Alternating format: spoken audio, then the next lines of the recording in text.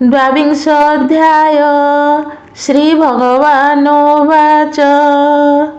कृष्ण कहन्ति वीर शुण हे मोर भक्ति लक्षण ज्ञान वैराग्य हेतु जात एनु तत्त्वज्ञान प्राप्त ए मार्ग तेजी क्षुद्र पथे जे प्राणी भजन्ति जगते काम चंचल जेते राग एणु से करे नाना भोग से गता गत पथ भ्रमे जन्म मरण दुख श्रमे ताहार दुख मात्र सार केबे न तुटे संसार भक्ति जुग जे विचारे से गुण दोषहीन धरे जे दोष गुण कर्म जुगे विचार करि वेद मार्गे से वर्ण धर्म सुविचार जे विधि जार अधिकार नियत कर्म विलंघने विचारी दोष वेद ज्ञाने उद्धव भक्ति जुगे मोर नाही निगमे अधिकार ए रूपे नाना गुण दोष निगम वचन प्रकाश सामान्य द्रव्य नाना भेद ब्राह्मणे विचारन्ति वेद एणु ए पंचभूत देहे विविध मते भाव रहे जे लोक हेतु व्यवहार विविध कल्पना विचार जे देश काल गुण द्रव्ये मुहि विचार ही प्रभावे कर्म विचारे प्रसिद्धि जे बा दोष गुण विधि जे देशे कृष्ण मृग सार न देखी विप्र भक्त नर से देशे पुण्य लेश नाही तही नथिबा देह बही जे देशे कृष्ण भक्त सार बसंती सुपुरुष नर से देश देशंकर सार तही सुकर्म अधिकार कलिंग अंग बंग देश एनु हे संस्कार विशेष उसर भूमि देखी जही से भूमि पवित्र नुहई एणु शुद्धा शुद्ध विचारी विशुद्ध देशे कर्म करी विशुद्ध काले कर्म कले से कर्म फल धरे भले एणु अशुद्ध देशे काले कर्म करई जेबा बळे ताहार कर्म फल नाही अशुद्ध दोषे नाश जाई एणु पंडित ज्ञान गुणे विशुद्ध देशे शुभ क्षणे विचारी कर्म से करन्ति अशुद्ध काल विवर्जन्ति एणु सकल द्रव्य गते विचारी शुद्धा शुद्ध चित्ते विशुद्ध द्रव्य ज्ञानी काले कर्म साधन्ति ये शयले जे द्रव्य जेणे शुद्ध होई शुण उद्धव मन देई केते हे द्रव्य ये शयले पवित्र हुअन्ति शुद्ध जले केते हे ब्राह्मण वचने पवित्र हुअन्ति विद्यमाने केते हे संस्कार विशेषे पवित्र हुअन्ति शुद्ध देशे केते हे अशुद्ध संगते अशुद्ध हुअन्ति शास्त्र मते पतित जन जाहा छुई से द्रव्य अशुद्ध बोलाई केते हे द्रव्य भिन्ने भिन्ने अशुद्ध अशुद्ध वचने केते हे द्रव्य वृष्टि काले दूषित हुअन्ति शयले से पुणी पवित्र समये स्वभाव गुणे शुद्ध हुए ଅଶୁଦ୍ଧ ଶୁଦ୍ଧ ଏହି ରୂପେ ବିଚାର କରି ବେଦ କଳ୍ପେ। ଅଶୌଚ କାଳେ ଦ୍ରବ୍ୟ ଯେତେ ଅଶୁଦ୍ଧ ହୁଅନ୍ତି ଶାସ୍ତ୍ର ମତେ। ଗ୍ରହଣେ ରବିଚନ୍ଦ୍ର ଯେବେ ସର୍ବେ ପବିତ୍ର ହୁଅନ୍ତି ତେବେ। ବୃକ୍ଷ କାମିନୀ ଧାନ୍ୟ ଫଳେ ପବିତ୍ର ହୁଅନ୍ତି ଯଥା କାଳେ। ରବି କିରଣେ ଦ୍ରବ୍ୟ ତିନି ପବିତ୍ର ଅସ୍ଥି ଚର୍ମ ଭୂମି। ଧାତୁ ବିକାରେ ରସ ଦ୍ରବ୍ୟ ଅନଳେ ପବିତ୍ର ଏ ସର୍ବ। ଜଳ ସେଚନେ ଭୂମି ପଥ ତକ୍ଷଣେ ହୁଅନ୍ତି ପବିତ୍ର। ଗୋମୟ ଜଳ ସମାର୍ଜନେ ପବିତ୍ର ଚତ୍ୱର ଅଙ୍ଗଣେ। ମନୁଷ୍ୟ ଦେହ ପଶି ଜଳେ ପବିତ୍ର ହୁଅନ୍ତି ସ୍ନାନ କାଳେ। ଶୌଚ ଯେ ତପ ସ୍ନାନ ଦାନ ଏ ସର୍ବ ପବିତ୍ର ବିଧାନ। ଯେତେ ବିବିଧ ପ୍ରକାରେ ପବିତ୍ର ବାହ୍ୟ କଳେବରେ। ମୋର ସ୍ମରଣ ଯେବେ କରେ ସେ ଶୁଦ୍ଧ ଅନ୍ତର ବାହାରେ। ସେ ସର୍ବ କର୍ମେ ଅଧିକାରୀ ଯେ ନିତ୍ୟ ମୋ ନାମ ସୁମରି। ଗୁରୁ ବଚନ ମନ୍ତ୍ର ତନ୍ତ୍ରେ ନ୍ୟାସେ ସୁଧନ ସର୍ବଗାତ୍ରେ। ମହର ନାମ ଉଚ୍ଚାରିଲେ ସକଳ ଶୁଦ୍ଧ ହୁଅନ୍ତି ଭଲେ। ଏମନ୍ତେ ଶୁଦ୍ଧ ତନୁ ଧରି ବିଶୁଦ୍ଧ ଦେଶେ କର୍ମ କରି। ପରମ ଧର୍ମ ଯେବେ ସାଧେ ମୋର ବଚନ ଅପ୍ରମାଦେ। ଏଣୁ ବିଶୁଦ୍ଧ କଳେବରେ ପବିତ୍ର ଦ୍ରବ୍ୟ ଘେନି କରେ। ଯଥାର୍ଥ ଫଳ ସେ ଲଭନ୍ତି ଯେବାଏ ମନ୍ତନ କରନ୍ତି। ସେ କର୍ମ ଅଧର୍ମ ସଂଯୁକ୍ତ ତାହାକୁ ବଲି ବିପରୀତ। ସେ ଫଳ ବିପରୀତେ ଗାଇ ଏଣୁଟି ଦୋଷ ଗୁଣ ନାହିଁ। ବିଧି ନିଷେଧ ବିଚାରଣେ ଏଣୁ ସମ୍ପାଦି ଦୋଷ ଗୁଣେ। ଯାହାର ଦୋଷ ଗୁଣ ଯେତେ ସହଜ ଆଚାର ସମସ୍ତେ। ଯେ ଯାର କୁଳ ବ୍ୟବହାର ନ ଘଟେ ଗୁଣ ଦୋଷ ତାର। ଏଣୁ ଅଶୁଦ୍ଧ କର୍ମ ଦୋଷେ ଯାହାର ଚିତ୍ତେ ପାପ ମିଶେ। ସହଜେ ପାପ କର୍ମ କରେ ଯେ କର୍ମେ ପୂର୍ବ ପୁଣ୍ୟ ହରେ। ଦେହ ଅନ୍ତରେ ପାପ ଫଳେ ଜନ୍ମଇ ପତିତ ଚାଣ୍ଡାଳେ। ନିନ୍ଦିତ ବୃତ୍ତିରେ ଜୀବନ ପୁଷଇ କରି ସୁରାପାନ। ସ୍ୱଭାବେ ପାପୀ ପ୍ରାଣୀଙ୍କର ନିନ୍ଦିତ ନୁହେଁ ଦୁରାଚାର।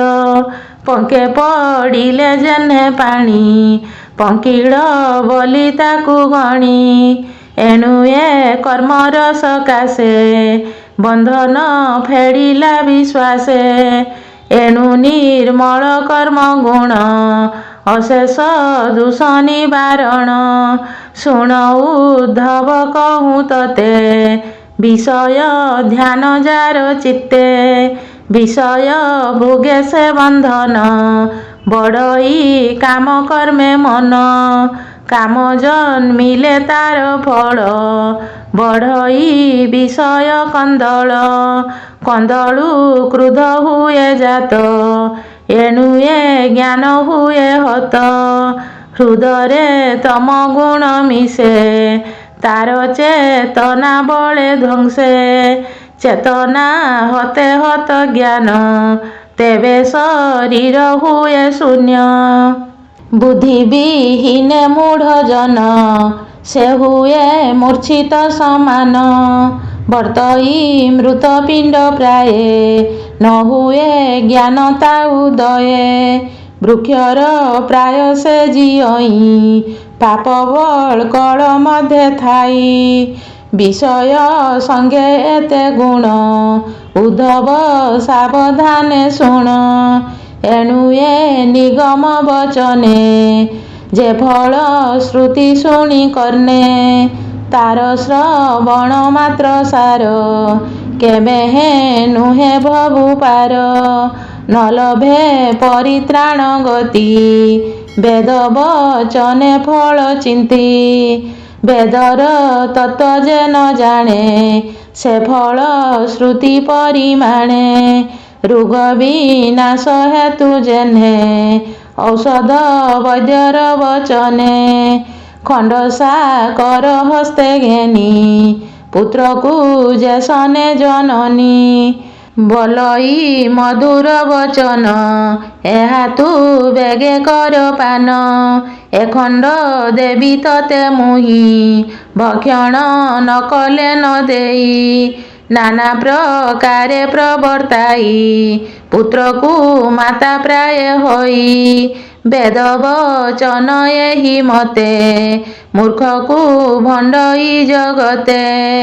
ଏଣୁ ସେ ଜନ୍ମଇ ଜଗତେ, ବେଦ ବଚନ କର୍ମ ପଥେ। ଭ୍ରମଇ ଧନ ଦ୍ୱାରା ସୁତେ, ଆତ୍ମାର ହୃଦୟ ନିରତେ। ଯେ ଧନ ସୁତ ପରିବାର, ଅନର୍ଥ କାରଣ ବ୍ୟବହାର। ଏଣୁ ସକଳ ପ୍ରାଣୀ ଚିତ୍ତେ, ଆକୁଳ ହୃଦୟ ନିରତେ। ଭ୍ରମଇ ମାୟା ଜଡ଼ ଘୋରେ, ଆତ୍ମାର ଗତି ନ ସୁମରେ। ଆକୁଳ ଭାବ ମନେ ଚିନ୍ତି, ନିଗମ ମାର୍ଗେ ସେ ଭ୍ରମନ୍ତି। ଏ ବେଦ ଅର୍ଥ ଯେବେ ଜାଣେ, ଚିନ୍ତେ ପଣ୍ଡିତ ପରିମାଣେ। ତେବେ ସେ ଭ୍ରମଇ ସଂସାରେ, ଜନ୍ମ ମରଣ ଦୁଃଖ ଘୋରେ। ଏଣୁ ଏ ପ୍ରାଣୀକୁ ପଣ୍ଡିତ, ତତ୍ତ୍ୱ ନ ଜାଣେ ବେଦ ପଥ। ପୁଷ୍ପକୁ ଫଳ ପ୍ରାୟ ମଣି, ଶ୍ରୁତି ବଚନ ପରିମାଣି। ନିରତେ ଭ୍ରମେ ପୁଷ୍ପ ବାସେ, ଫଳ ଭକ୍ଷଣ ଲୋଭ ଆସେ। ଏଣୁ ଏ ଅଜ୍ଞାନ ବିବେକେ, ଭ୍ରମଇ ଇହ ପର ଲୁକେ। ଯାହାର ଇଷ୍ଟ ଫଳ ଶ୍ରୁତି, ସେ ପ୍ରାଣୀ ମତେ ନ ଜାଣନ୍ତି। ବସଇ ପ୍ରାଣୀ ହୃଦଗତେ, ଜୀବନ ରୂପେ ମୁଁ ସାକ୍ଷାତେ। ମତେ ନ ଚିନ୍ତି ମୂଢ଼ ମତି, ଅମୃତ ମଣେ ଫଳ ଶ୍ରୁତି। ଏଣୁ ଭ୍ରମଇ ମାୟା ମୋହେ, କେବଳ ଆକୁଳ ହୃଦୟେ।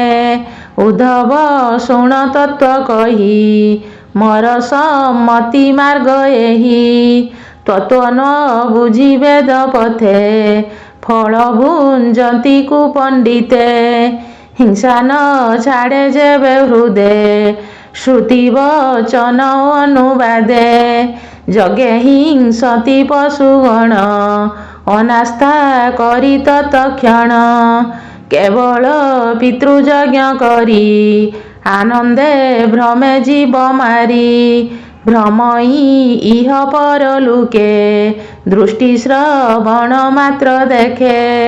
ଏହି କାରଣେ ଜୀବ ମାରି, ଯେ ସନେ ଦ୍ୟୁତେ ଧନ ହାରି।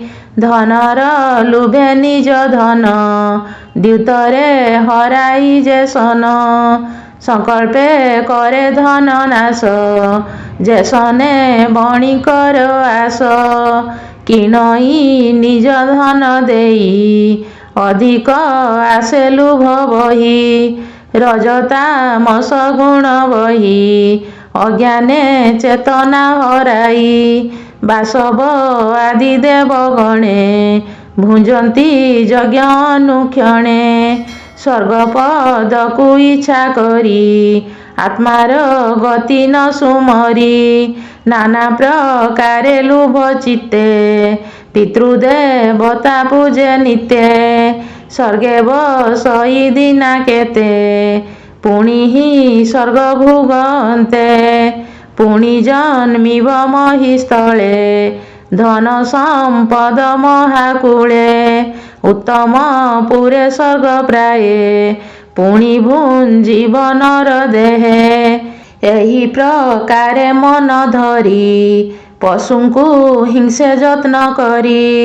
पुष्पर ठारे फल वृद्धि एघेनी भ्रमे निरवधि कर्म आकुल लुभे जड़े एणु भ्रमयी चित्त दृढ़े चित्ते संकल्प भोग भरे गुरु ब्राह्मणे निंदा करे मोर भकति आउ काहीं मो कथा कर्णे न शुणई श्रुति जे कहे तिनि खंड यज्ञ देवता पितृकांड जेवे दु कर्म उत्पत्ति परम ब्रह्म तार गति ब्रह्म परीक्षा तार मुखे से वेद कहूथांति सुखे ज्ञान न कहे से साक्षाते देखाई घर द्वार पथे से वेद ब्रह्म सर्वमये स्वभावे समुद्रर प्राये दुर्बुध अति गति तार वेदर नाही अंत पार देख मु सर्वे अछि पुरी अनंत शक्ति रूप धरी जगत मत हूँ प्रकाशे अंते मोहर देहे मिसे एणु अनंत वेद गति नाना प्रकारे फल श्रुति ताहार स्थूल सूक्ष्म गति जे बुझी पारिब सुमति षडचक्र भेदी उदय एणु बलाई ब्रह्ममय व्यापे 50 वर्ण भेदे नाना प्रकारे स्वर नादे गायत्री पंक्ति अनुष्टुप उष्णिक बृहति त्रिष्टुप नाना प्रकारे छंद भासे कहई विविध उद्देश्य किय बा कहे ब्रह्म मुखे किय बा कल्पना विपाके हेमंते विविध कल्पना ए वेद ब्रह्मर रचना के अछि वेद बुझिबारे शरीर धरी ए संसारे मुहि से वेद तत्व ज्ञाता मत हूँ के अछि समर्था नाना प्रकारे नाना भेदे मुहि जे अछि वेद मध्ये मते से न कहे जगते माया देखाऊ थाए नित्य एणु न बुझे वेद गति अज्ञान मोहे जड़मती बुद्धि विवेक तर्क बळे नाना कल्पित अंत काले कहिले जसुदार सुत नाना प्रकारे वेद तत्व से हरि अभय चरणे पामर जगन्नाथ भणे पामर बुद्धि तुच्छ भाषा केवल कृष्ण रे भरोसा इति श्रीमद्भागवते महापुराणे पारमहंस्यां संहितायां 82 एकादश स्कन्धे वेद तत्व कथनं नाम 22 अध्याय।